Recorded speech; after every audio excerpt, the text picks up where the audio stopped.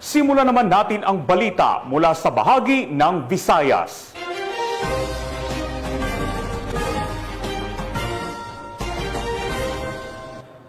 Anim ang naaresto sa isinagawang buy-bust operation kung saan nasabat ang baril at halos 70,000 pesos na halaga ng hinihinalang shabu. Magbabalita dyan si Patrolwoman Andrea Dominic de Palubos. Tuloy-tuloy na kampanya ng Iloilo City Police Provincial Office laban sa iligal na droga.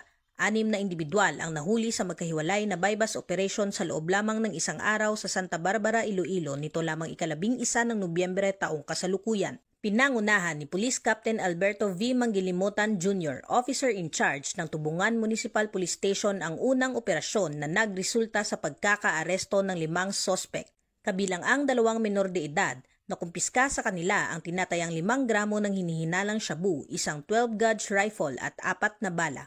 Samantala, sa hiwalay na operasyon ng Saraga Municipal Police Station na pinamumunuan ni Police Lieutenant Vincent D. Garcia Jr., nahuli rin si alias J.R. Putol, isang 41 taong gulang na tricycle driver matapos makuhanan ng 5 gramo ng hinihinalang shabu. Ang kabuuang halaga ng mga nakumpiskang droga ay umabot sa halos 70,000 piso. Patunay ng determinasyon ng kapulisan na sumpuin ang kalakalan ng iligal na droga sa lalawigan.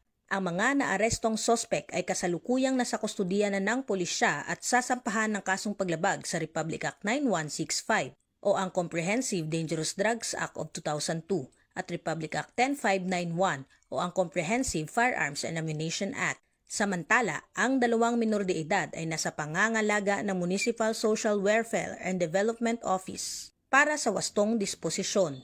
Sa bawat matagumpay na operasyon, muling pinapatunayan ng Police Regional Office 6 ang kanilang tapat na serbisyo at malasakit para sa mamamayan. Patuloy silang magsisilbing sandigan ng publiko tungo sa isang ligtas, maayos at drug-free na Western Visayas.